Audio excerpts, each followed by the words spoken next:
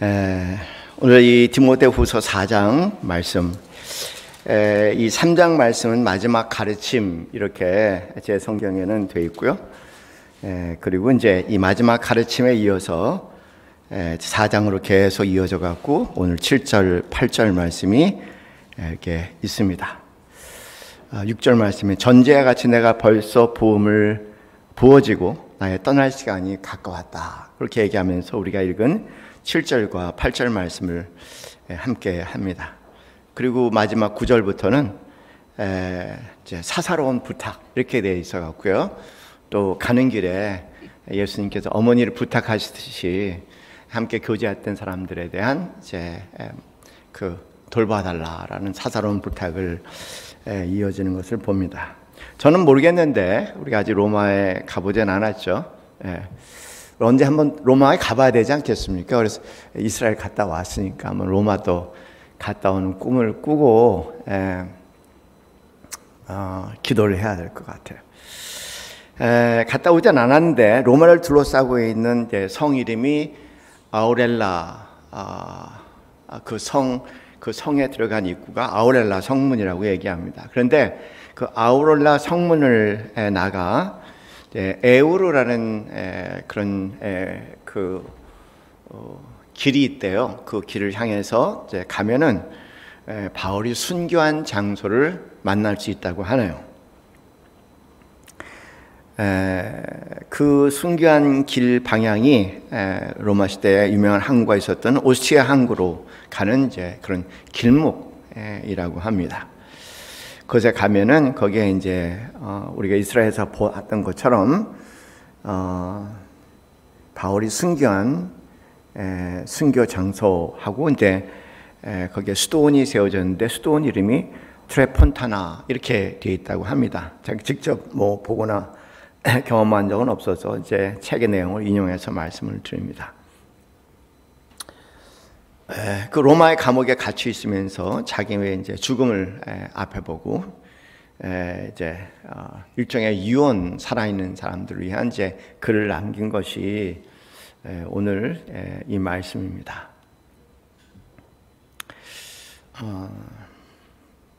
참 그래요. 우리는 어떻게 쓸까? 이런 글을 이런데 만약에 이제 자연 수명이면 언제 갈지 모르지만 다행스럽게 이제 죽을 날 줄 아는 병을 앓게 된다면 얼마밖에 안 남았습니다. 그런 소위 이제 사형 선고를 받게 된다면 우리는 어떤 글을 쓰게 될까? 어떤 유언을 남기게 될까? 바울은 나는 선한 싸움을 싸우고 그다음에 나의 달려갈 길을 마치고 믿음을 지켰다. 이렇게 말씀을 하십니다. 이제 후로 나를 위하여 의의 면류관이 예비되었다. 곧 의로우신 재판장인 그는 내게 주실 것이며 내게만 아니라 주의 나타나심을 사모하는 모든 이에게도 그의 의의 면류관을 주셨다. 이렇게 말씀을 합니다. 아마 바울의 삶에서 가장 큰 충격은 무엇이었을까? 우리가 어떤 굉장히 충격적인 사건을 경험하게 된다면 삶이 이렇게 이제 180도 바뀌는 사건을 경험할 수 있어요. 아마 그럴까? 한번 우리 자신을 좀 생각해 봤습니다. 나는 과연 그런 사건을 내 인생에 경험한 적이 있는, 내 인생 코스가 완전히 180도 바뀌는 거죠. 여기 예를 들면 바울 같은 경우 예수님을 따르는 자들을 죽이려고 그렇게 이제 그 의기양양하게 분노에 가득 차서 혈기에 가던 발걸음이 예수님을 위에서 죽고 예수님을 따르고 예수님을 전파하는 자로 바꿨던 것은 말 그대로 우리가 180도 삶의 전회다 이렇게 얘기하시던데, 그 전에 사건이 일어난 것은 다른 것이 아니라 그들을 핍박하려 다마섹으로 가다가 거기서 뭐를 만났죠? 누구를 만났죠? 어떤 누구를 만났죠? 두 단어. 어떤 누구를 만났습니까? 예수는 예수인데 어떤 예수일까? 부활하신 예수. 뭐 그렇게 어려워? 야단 안 칠게요. 제가 말씀드릴게요. 틀려도 된다고. 그냥 부활하신 예수님을 만났죠. 그래서 부활하신 예수님을 만난 사건이 그렇게 이제 180도 전해하게 된 사건인 것 같아요. 그러면서 바울 삶 전체를 살펴보면은 그 부활의 소망이 실제가 된 거예요. 다 아무것도 다 내려놨어. 여러분 전태일이라는 분 아시지 않습니까? 전태일 분이 이제 아버지가 미신공이에요. 그래서 이제 아버지 밑에서 좀 이제 뭐 말 그대로 이제 어깨 너머 배운 기술을 가지고 이 동대문 시장에 이제 갔죠. 거기 미싱 시다로 일을 시작한 겁니다. 미싱 시다를 하다가 보니까 한참 어린 소녀, 12, 13살 정도밖에 되지 않은 어린 소녀들이 일당 70원, 그 당시에 커피 한 잔이 50원이었다고 얘기하니까 하루 종일 거기에서 이제 일을 해서 70원을 받았대요. 그러니까 커피 한 잔 값보다 조금 많은 거죠. 요새로 계산하면 뭐 커피 동네에 따라 다르겠지만 제가 먹는 커피 기준을 얘기하면 이제 대개 2,500원이니까 뭐 많이 잡아줘봤자 한 4,000원 정도 요새 일당으로 얘기하면 그렇게 이제 일을 하는 소녀를 봤는데 굉장히 이제 충격적이었던가 봐요. 하루 종일 거기에서 먼지가 나오는데 하루 종일 일을 하면서 70원을 한 달에 받는 거예요. 하루에 70원을 받는 겁니다. 점심을 살 수도 없나 봐. 그래서 이제 점심까지 굶어가면서 일을 하는 그 모습을 바라볼 때 전태일의 가슴속에 향유할 수 없는 이런 이제 감정의 회오리가 일어나기 시작했습니다. 그러던 어느 날 여러분 옛날에 폐병이 얼마나 많았어요. 폐병으로 죽은 사람들 굉장히 많잖아요. 요새 폐병으로 죽는 사람들 거의 없어요.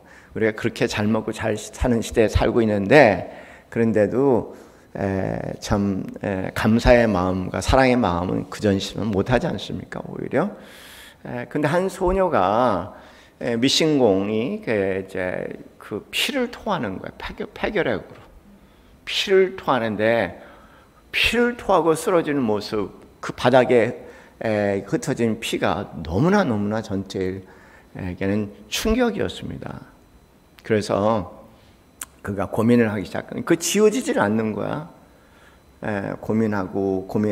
고민하면서 이제 지금은 있는지 모르겠지만 옛날 유명한 기도원 가운데 이제 삼각산 기도원이라는 기도원이 있어요. 그래서 이제 불광동 쪽에 있는 그 삼각산 기도원에 올라가서 말 그대로 이제 기도를 하면서 자기 마음에 감동을 받은 것은 뭐냐면 나도 피를 토하는 소녀들을 위해서 나도 피를 토하며 죽겠다는 각오를 하게 된 겁니다. 참 학벌은 초등학교밖에 안 돼. 무슨 사상을 배운 것도 아니에요. 누구에게 그냥 초등학교 학벌이 전부야.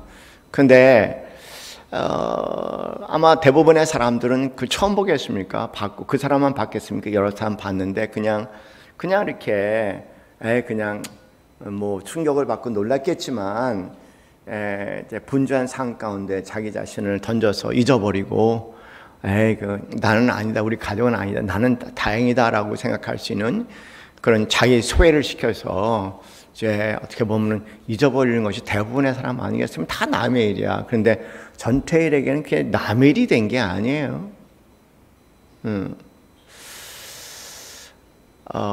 그래서 이제 자기의 삶의 방향이 정해진 거죠. 정확하게 삶의 방향이 정해져서 이제 그 삶을 살아내기 시작을 합니다.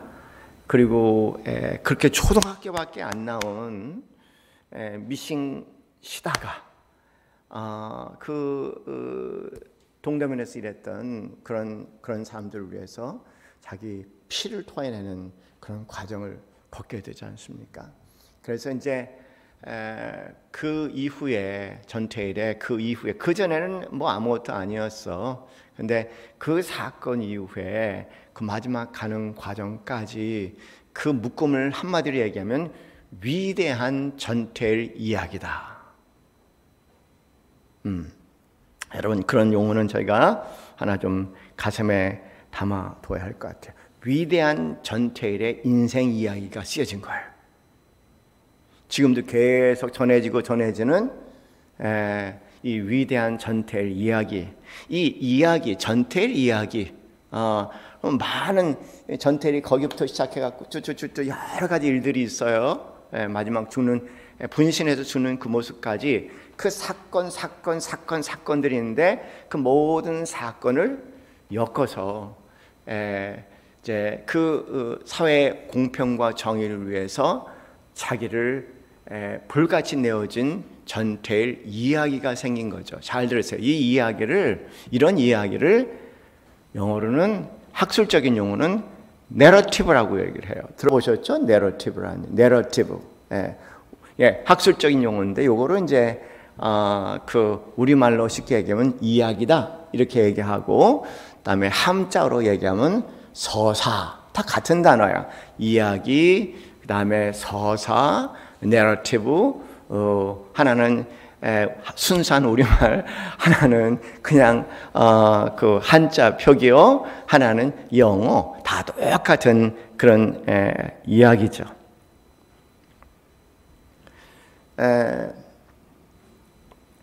우리 남설 예수교회 성도님들은 이제 최소한 그 정도는 알아야 돼요. 우리가 보면은 구약을 보면은요, 구약에 아브라함의 사건이 있지 않습니까? 아브라함의 많은 사건들이 일어났죠, 그죠? 애를 갖지 못한다, 하나님 불렀다, 팔레스타인에 갔다, 그 다음에 애굽으로 내려갔다, 올라오다가 이제 자기 누이를 목숨을 구하기 위해서 그 아내를 자기 누이라고 얘기했다, 수많은 사건들이 있지 않습니까?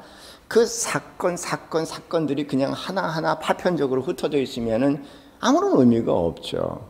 그렇잖아요. 그런데 그것이 과거, 현재, 이런 미래, 이런 시간성과 더불어 하나의 줄거리로 엮어지는 거예요. 이렇게 많은 사건들이 있는데 한 사람의 사건에, 전태일에도 많은 사건이 일었어. 바울에도 많은 사건이 있었어. 아브라함에도 많은 사건이 있었어. 이런 사건들이 어떤 그 줄거리로 이어지게 될 때, 그래서 우리가 그 줄거리를 보면서, 그 이야기를 들으면서 전태일은 그랬구나, 바울은 이랬구나, 아브라함은 저랬구나, 그 이야기를 보면서 나도 이제 어떻게 보면은 그렇게 살아야겠지라는 우리를 반성해서 바라보고 도전받을 수 있는 그런 그 내용으로 꾸며진 것을 이야기 또는 내러티브 또는 서사라고 얘기한다. 그러면 성경은 다 뭐예요? 성경 구약에 나와 있는 수많은 사건들은 다 뭐라고 얘기할까? 아브라함의 이야기, 이삭의 이야기, 누구의 이야기, 아담과 하와의 이야기, 다 뭐예요? 이야기, 또 다른 얘기에서 내러티브, 한자로 얘기해서 뭐라고요? 서사다. 그렇죠? 자, 그래서 이제 여러분 얘기는 서사야 뭐야? 제가 좀 알고 싶어. 파편들 아닌가? 여러분 얘기는 어떻게 인생 이야기가 줄거리가 써졌습니까? 그냥 파편들이지 그냥, 그죠? 뻥 하나 일어나, 뻥 하나, 왜 이런 일이 일어나는지를 모르겠어. 이런저런 일로 일어나는 것들을 이제 파편적인 사건들이라고 그렇게 이야기를 하죠. 바울은 예수님의 부활하신 예수님을 만나고 난 후에 아주 그 충격적인 사건이, 아주 잊을 내야 얼마나 충격적인지 몰라. 얼마나 충격적인지 몰라요. 그래서 그 바울이란 이 바울의 자신의 부활, 그리고 모든 사람들 이 부활을 위해서 불사조같이 자신을 내어주는 스토리를 쓰기 시작한 겁니다. 그것을 바울의 위대한 이야기, 바울의 위대한 내러티브, 바울의 위대한 서사, 이렇게 얘기하죠. 참고적으로 서사에 대한 얘기가 나왔으니까 하여간 우리 남서울 예수교회 성도님들은 저 때문에 참 골머리 알아. 그렇게 어려운 단어들을 가르쳐 주는지. 그렇지만 이제 하나 배우면은 또 새로운 세계가 열리니까 그런 기쁨도 있을 것을 기대하시기 바랍니다. 문화사회학이라는 학문이 있어요. 문화사회학은 이제 사회 현상을 분석을 하는 학문입니다. 사회에서 일어나는 요새 이제 우리나라에 많은 일들이 일어난다면 그렇다면 이제 문화사회학에서는 이 사회 현상을 분석을 합니다. 그런데 이 사회 현상을 분석하는 두 개의 자주 사용하는 이 도구가 있어. 그 도구 하나는 뭐냐면 서사라는 도구고요. 또 하나는 코드라는 도구가 있어. 서사라는 도구와 코드라는 이제 도구가 있습니다. 그래서 제가 아까 말씀드린 것처럼 서사는 이미 말씀드렸어, 그죠? 서사라는 걸 말씀을 드렸습니다. 만약에 여러분도요, 우리의 삶의 하나의 이야기가 서사가 된다면 각각 하실 때가 있어. 우리 그 최정련 얘기를 하면은 예를 들어서 이제 항상 듣는 얘기가 뭐냐면 최정련에게 아버님이 굉장히 성실하셨다는 거예요. 예, 제가 볼 때는 우리 최정련 같은 경우 인생에 많은 일들이 일어나는데 그 인생의 많은 이야기들을 하나의 주제로 엮는 거예요. 성실이라는 하나의 주제로. 바울 사도는 무슨 주제로? 부활하신 예수님을 만난 주제로 사건을 하고 자기 삶이 일어나는 거야. 우리 최정님 같은 경우에는 성실이라는 단어로 우리 부모님에게 본 거, 내가 살았던 거, 그리고 이제 자녀들에게 그리고 또 손주에게 이제 이야기를 해. My story, 내 서사, 내 이야기를 하는데 거의 그 이야기는 뭐냐면은 성실했다. 그 다음에 이 신앙생활에서도 성실했다. 그래서 그 성실의 상 가운데 하나님께서 역사하신 사건, 그게 그렇게 엮어지면은 그게 우리 최장로님의 내러티브가 되는 거죠. 이해가 되시죠? 예. 근데 그런 것이 없으면 그런 성실이라는 테마를 얘기해. 바울은 부활인 테마가 있어. 여기 지금 우리 최장로님이 성실이라는 테마가 있어. 성실, 기도도 참 성실하게 하세요. 뭐든지 성실해. 뭐든지 그냥 말 그대로 제가 볼 때는 그냥 확실해. 성실하신 분이. 그래서 이런 어떤 주제로 내 삶에 일어나는 수많은 파편적인 사건들, 엮어지지 않는 사건들을 이렇게 엮어서 하나의 스토리로 얘기해 줄 수 있는 여러분 되시기 바랍니다. 그렇지 않으면 삶의 방향성도 없고 삶의 의미도 없어요. 왜 사는지도 모르겠고 당연히 삶의 방향성도 없고 인생 자체가 아주 혼돈이야. 이해가 안 돼. 인생이 무질서하고 혼돈해. 온갖 파편의 사건. 여러분 영화 한 편을 본다고 얘기합시다. 영화 한 편을 보는데 그냥 사건 퍽 일어나고 사건 퍽 일어나고 사건 퍽 일어나고 퍽 일어나. 그런 영화 보다가 어떠실 것 같아요? 에? 뭐 얘기하는 거야 도대체? 뭐 이따 영화를 만들어? 짜증나. 갑시다. 영화 매주마다 다니는 우리 두 분이 아마 벌떡 일어나셨을 거예요. 영화관에서. 그렇잖아요. 왜냐하면 뭔가 지금 과거, 현재, 미래가 어떤 줄거리를 따라 쫙 이어지고 거기서 뭔가 중요한 마음에 딱 나오면서 참 그 영화 참 좋다. 그런 거 있지 않습니까? 그래서 영화는 내러티브가 되어 있는 거예요. 만약에 그게 없으면 말 그대로 혼돈의 카오스고요. 이제 무질서. 어떻게 살아야 되는지, 왜 살아야 되는지, 왜 그런 일이 일어났는지 뭐 끊임없이 그렇게 이제 살아갈 수 있는 거죠. 그래서 여러분 서사는 매우 중요한 얘기입니다. 사회적으로 보면은 서사가 있어. 사회적 서사가 있습니다. 여러분 사회적 서사 가운데 너무나 잘 알고 있는 사회적 서사, 신데렐라 공주 이야기.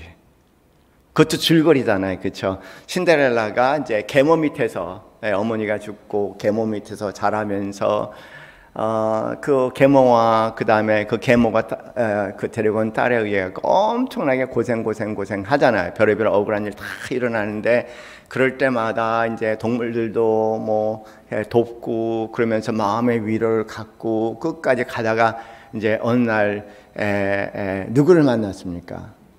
어느 날 왕자를 만난 거야. 왕자를 만나갖고 이제 드디어 행복한 삶이 가는 겁니다. 이런 것을 사회적 서사라고 얘기를 해. 여러분 아시다시피 어린아이들이 그런 사회적 서사를 읽는 거야. 그 사회적 서사의 사회적 이야기를 읽는 거예요. 그거 읽다가 이제 자기의 보면 너무나 억울하고 힘들지만 그 사회적 서사 안에 신데렐라 공주 얘기를 하면서 내가 끝까지 참고 인내하고, 그러니까 모든 사람들은 악한 짓을 하지만 끝까지 내가 선한 마음을 갖게 된다면 언젠가 그 결과가 나한테 나타날 거다 라고 한 소녀가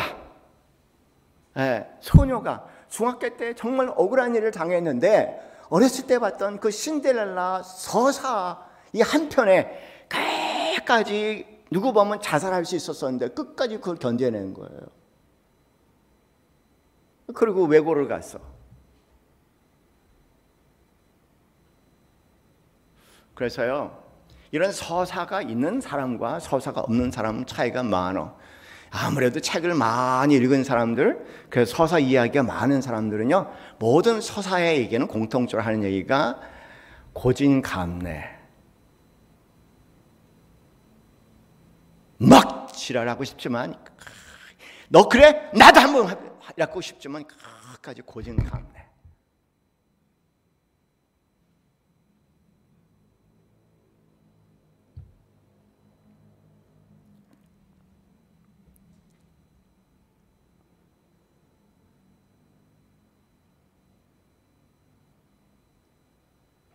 그래서 책을 많이 읽어야 돼.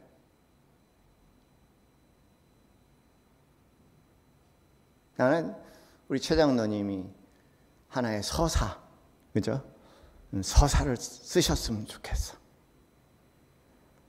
한번 써보세요, 책. 나 못 써. 한번 써보세요. 좀 남겼으면 좋겠어.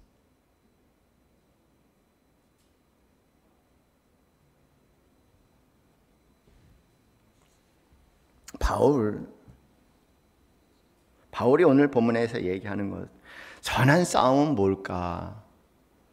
그 선한 싸움, 말 그대로 선한 싸움을 싸우고 나의 달려갈 길을 마치고 믿음을 지켰다.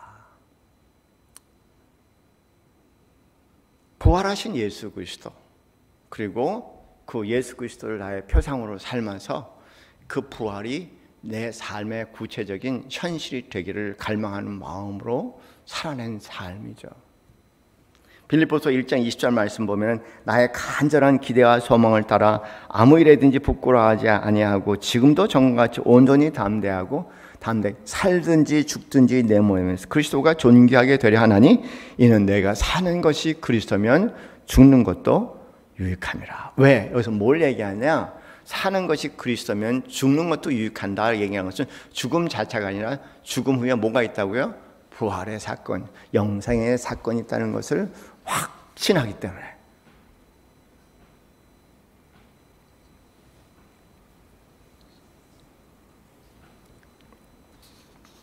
여러분, 그 철학자 가운데서 그 니체라는 사람 들어보셨지 않습니까? 이 니체가 니체의 유명한 이론이 이제 생의 욕망이야. 모든 사람들은 이 생의 욕망에 사로잡혀 산다.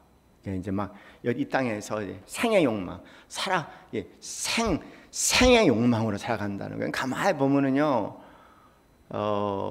그래요. 정말 대부분에서 이 땅이 전부인 것처럼 여기에 얽매여서 생의 욕망을 가지고 살죠. 그렇지 않습니까? 얼마나 정확하게 진실되게 얘기한지 몰라. 온통 생의 욕망인데, 그런데 언젠가는 다 죽을 생의 욕망으로 몸부림치며 산다는 겁니다. 결과적으로 여기서 살려고 하는 몸부림이 전부인데 무슨 삶의 의미가 있냐는 거예요, 도대체. 뭐가 의미가 있냐? 삶에 생의 욕망으로 여기서 살아가는 것에 욕망하고 사는데 거기에 위대한 것이 뭐가 있고 도대체 거기에 알고 보면 다 자기 살고자 몸부림치는 건데, 이 땅에서 결과적으로는 죽을 수밖에 없는 그 인생에 그냥 살고자 몸부림치는 걸 보면서 너무 기가 막힌 거예요, 니체가. 그래서 니체의 유명한 학설이 생의 욕망 단어만큼 굉장히 중요한 단어가 이제 영어로 니힐리즘이라는 용어 들어보셨잖아요. 무의미하다, 무의미하다, 무의미하다, 무의미하다. 도대체 무의미하다. 그런데 세상 사는 것도 무의미해 죽겠는데 사회란 제도가 그 낙타 위에 짐을 올려놓듯이 계속 사회가 짐을 주니까 이놈의 사회를 때려 부셔야 된다. 살기도 힘들어 죽겠는데 왜 너무 사회에서 이래야 된다 저래야 된다 왜 이렇게 짐을 많이 신겨주냐. 그냥 차라 이거야. 그냥 사자가 되라. 이 사자가 되라. 싸우라는 겁니다. 그리고 자살했죠. 뭐.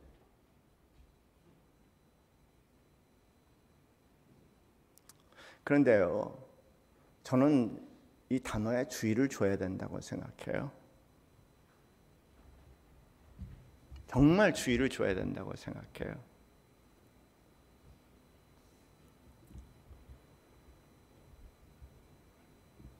얼마나 사실적인지 몰라요.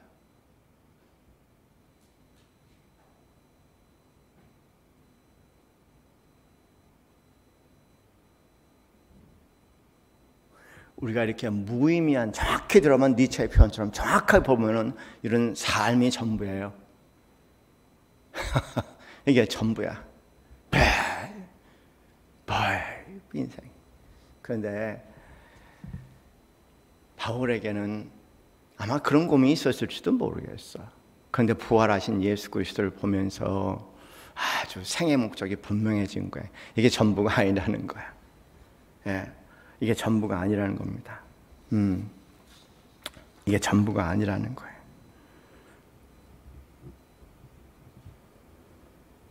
오늘 본문 말씀에 상급, 의의 상급을 도대체 뭘까? 뭐 별의별 얘기들 다 해. 의의 상급에 대해서 뭐 이게 뭐다 저거다 한데 왜 성경을 보면서 성경 본문으로 성경을 설명해야 되는데 이렇게 무슨 철학자들이라고 철학자도 아닌데 이렇게 추론들을 하는지 모르겠어요. 본문 설명들을 하면은 그냥 빌립보서 3장 말씀 보면 그대로 나와 있지 않습니까? 빌립보서 3장 말씀 보면은 유명한 표현이 있지 않습니까? 그러나 무엇이든지 내게 유익한 것을 내가 그리스도를 위하여 다 해로 여길 뿐더러 또한 모든 해로 여기면 내 주 그리스도 예수를 아는 지식이 가장 고상하기 때문이다. 내가 그를 위하여 모든 것을 잃어버리고 배설물로 여기면 그리스도를 얻고 그 안에 발견되려 함이니 나의 가진 의의는 율법에서 난 것이 아니 오직 그리스도를 믿음으로 말미암은 것이니 곧 믿음으로 하나님께 난 의라. 그러면서 하신 얘기가 내가 빌립보 3장 10절 말씀에 내가 그리스도와 그 부활의 권능과 그 고난의 참여를 알고자 하여 그의 죽으심을 본받아 어떻게 해서든지 죽은 자 가운데서 부활에 이르려 하나니 이렇게 얘기해요. 3장 11절 말씀. 빌립보 3장 11절. 어떻게 해서든지 죽은 자 가운데서 부활에 이르려 하나니. 아주 바울이 명확한 목표예요. 그리고 3장 14절 말씀에 표대를 향하여 그리스도 예수 안에서 하나님의 위에서 부르신 부름의 상, 여기 상이 나오지 않습니까? 부름의 상, 의의 상, 부름의 상 뭐라고요? 믿음으로 말미암아 하나님의 자녀가 되어서 부활의 권세에 영생에 참여하는 삶. 저는 그 이상 그 이하도 아니라고 생각합니다. 의의 멸관이.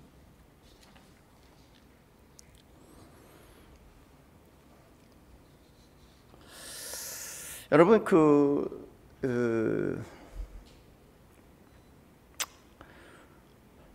오늘따라 또 자꾸만 철학자들을 이용해서 죄송하지만 저는 철학자들을 좋아하는 이유가 뭔가 정확하게 뭔가를 이해할 수 있도록 또 성경을 정확히 볼 수 있는 개념들을 정리해 주셔서 좋아요. 근데 하이데거라는 사람이 있지 않습니까? 하이데거는 독특한 사람이에요.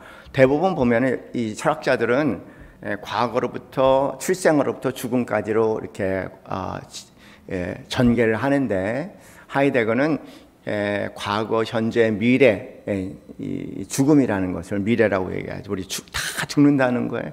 그래서 뭘 보냐면 죽음을 통해서 과거와 현재를 보는 거야. 이렇게 죽음을 통해서 그냥 과거와 현재를 보는 거. 죽음이라는 사건을 통해서 미래의 사건, 확실한 미래의 사건이에요. 이 죽음이라는 미래의 사건을 해서 오늘을 바라보는 삶, 오늘을 바라보고 살아가는 사람들은 아주 이 철학자가 쓰는 골치 아픈 얘기. 현존재라는 단어를 써. 현존재. 존재, 존재자, 현존재. 이거 어려운 단어인데 어쨌든 간에 이 현존재라는 것은 죽음을 가슴에 두고 오늘을 살아가는 사람을 현존재라고 얘기하고요. 그런데 대부분의 사람은 현존재로 살아가는 사람이 아니라는 거예요. 그럼 현존재로 살아가면 어떻게 되는데, 현존재로 살아가게 될 때 죽음을, 확고한 죽음을 바라보면서 오늘을 살아가는 삶, 그러니까 미래에서 현재를 바라보는 삶이라고 얘기할 수 있겠죠. 그런 분들은 어떤 분이냐면요, 모든 것이 경이롭대. 내가 지금 이렇게 막 살아서 막 여러분에게 얘기를 하고 설교를 하고 여러분을 보고 있다는 이 자체가 너무나 신기하다는 거예요. 살아있다는 게 너무나 신기하고 너무나 경이롭다는 겁니다. 지나가면서 내가 보는 풀이 바람에 흔들리는 것도 너무 경이롭다는 거예요.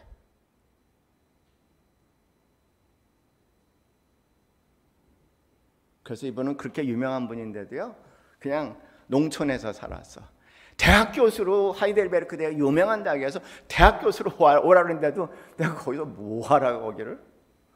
내가 있는 것이 온통 경이로움으로 가득 차 있고 놀라움으로 가득 차 있고 사람 많아도 사소한 것이 하나도 없는데 이렇게 황홀함으로 가득 차 있는데 내가 왜 여기서 굳이 이 시골에서 떠나서 그 복잡한 하이델베르크의 철학과 교수를 해야 되냐는 말이에요.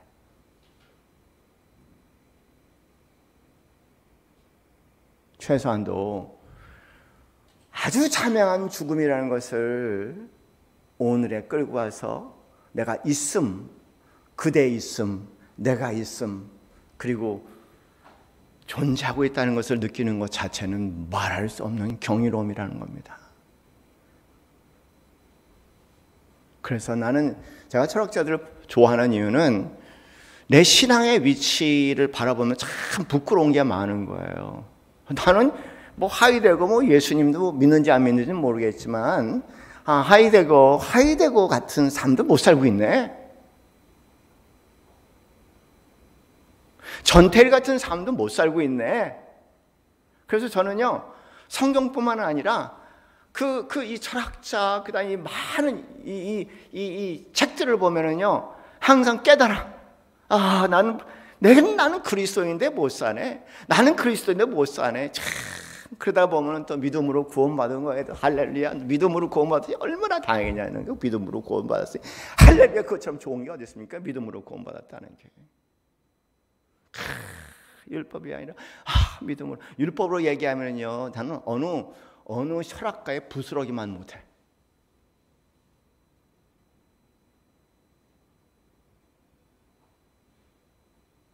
얼마나 감사한지 몰라.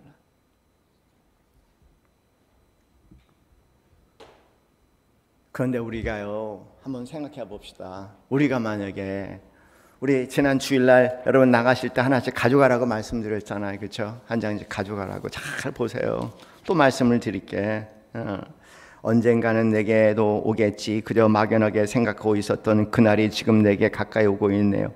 내가 이제 이 땅에서의 삶을 마무리할 때가 다가왔습니다. 할 수 있다면 내 생명을 더 연장해서 이제 깨달은 것을 실천하며 살아보고 싶지만 내 힘으로는 생명을 연장할 수 없게 내 생명에 주이신 그분의 뜻을 따르기로 합니다. 그동안 매 순간 이 세상이 최종 목적지가 아닌 것을 생각하며 살았다면 뜻깊은 삶을 살았을 텐데 눈에 보이는 게 전부인 것처럼 살았던 게 너무 아쉽네요. 죽음이 주는 메시지는 분명합니다. 이 세상이 전부라고 생각했던 환상이 벗겨지네요. 환상이에요. 영생의 비밀 가운데 살아가는 사람들, 이 세상이 온통 가짜 뉴스라는 것을 알기 시작하게 될 겁니다.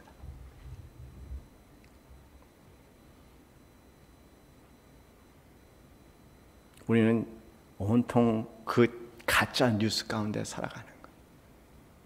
정말 아세요? 우리가 가짜 뉴스 가운데 살아가는 거예요.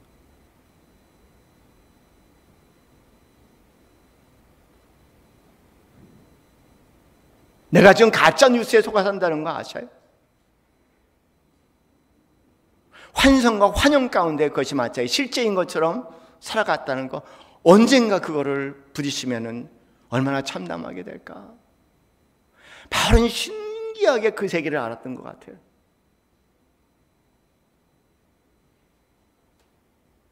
그랬던 만큼 부활과 영생은 그에게 생명을 바칠 수 있는 선물이고 감격이고 목숨을 내놓고도 전할 수 있는 일대의 사건이 되죠.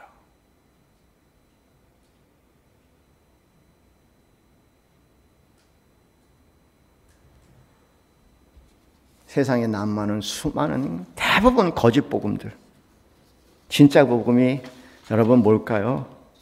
진짜 복음은 하나님이 세상을 이처럼 사랑하사 독생자를 주셨으니 이는 저를 믿는 자마다 멸망치 않고 어떻게 해요? 영생을 얻게 하라. 오늘 우리가 찬양했어. 구원, 무슨 구원일까? 영생을 향한 메시아 그리스도 주. 왜 그가 줄까? 모든 죽어가는 것들이 그 앞에서 무릎을 꿇을 수밖에 없으니까. 영생 앞에 모든 죽어가는 것들은 무릎을 꿇을 수밖에 없으니까 주죠.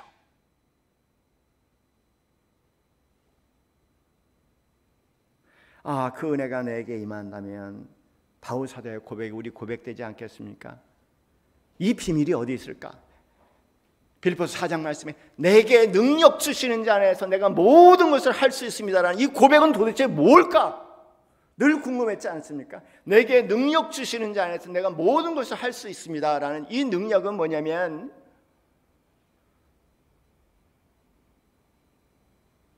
영생 안에서 생의 욕망이 환상이란 걸 깨닫고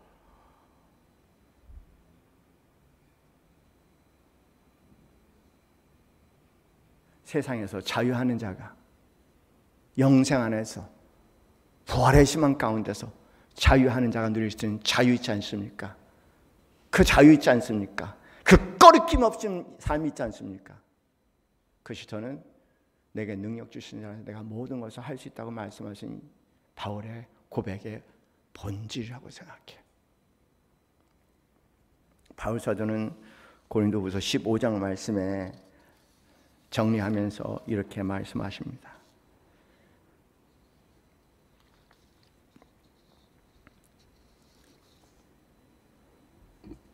고린도전서 15장 말씀에 그리스도께서 죽은 자 가운데서 다시 살아나셨다 전파되었거늘 너희 중에 어떤 사람을 어찌하여 죽은 자 가운데 부활이 없다 하느냐?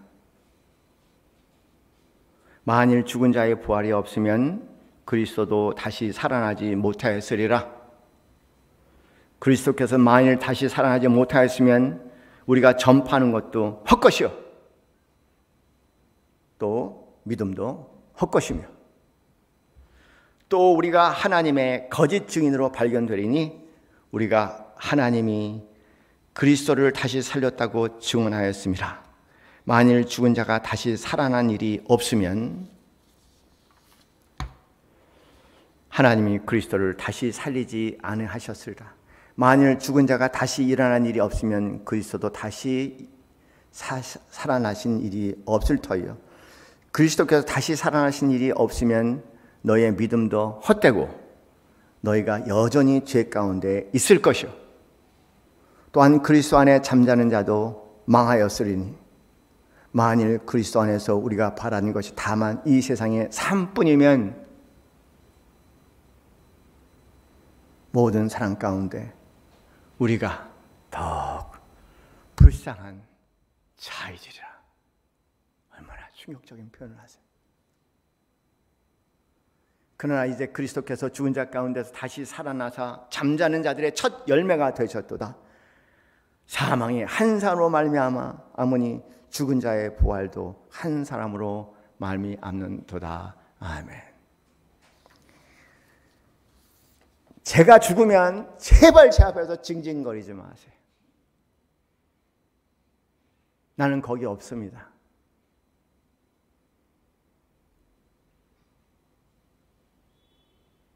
내 영혼은 이미 드려 하나님 존전에 이 땅에서 사모했던 그 모든 것을 누리고 있는 그 순간일 겁니다. 다시 말씀드릴게요. 제가 만약 여러분들 먼저 간다면, 만일 여러분이 제 장례식에 왔다면 잔치하세요. 잔치하세요. 천국 입성을 환송하세요. 아쉬운 말 하나도 할 것 없습니다. 그 부활의 소망 가운데, 그 기대감 가운데 서로 찬양하고 축복하는 시간 되시기를 주님의 이름으로 축원합니다. 기도하겠습니다.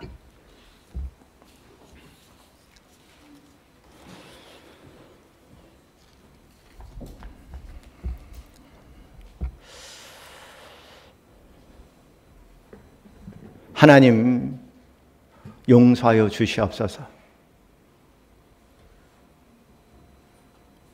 말씀하신 것처럼 이 세상에 삶이 전부라고 얘기하면 너희같이 불쌍한 자가 없다고 바울 사도 말씀하셨습니다. 어떻게 이렇게 정말 가슴을 파고드는 말씀을 하셨는지,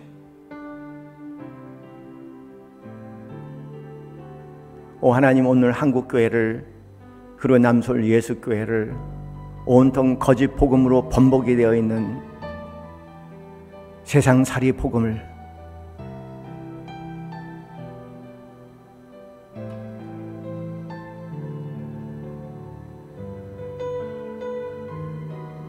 그 한가운데 있는 우리 자신들을 보고 깨달을 수 있도록 도와주시옵소서.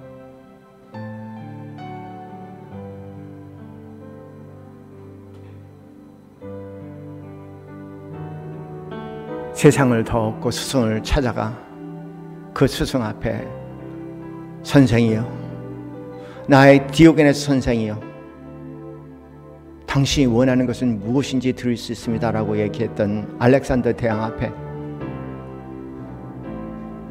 햇빛을 가리지 말라고 단순하게 얘기했던 그 스승,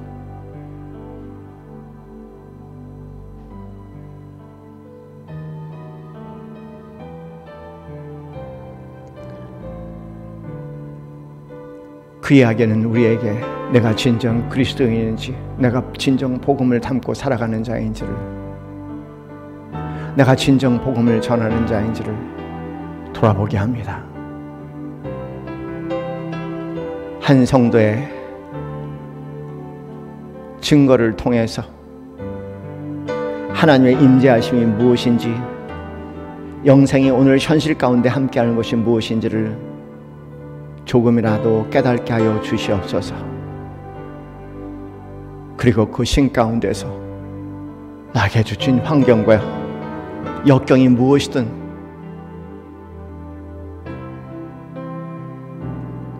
그 안에 영생의 비밀 가운데 자유하고, 오히려 그 가운데서도 찬양할 수 있는 신비로운, 내게 능력 주신 자에서 내가 모든 것을 할 수 있다고 고백한 바울의 삶이 더 나날이 우리의 삶의 구체적인 실제가 되게 하여 주시옵소서. 이제는 우리 주 예수 그리스도의 그 크신 은혜와 하나님 아버지의 지극하신 사랑과 성령님의 교감하심이 영생을 가슴에 품고 부활의 희망 가운데 오늘도 벅차게 살아가게 하시되, 세상으로부터 자유하는 복음을 누리기 소원하는 이 자리에 있는 모든 성도들 머리 위에 지금부터 영원까지 함께 있기를 축원하옵나이다. 아멘.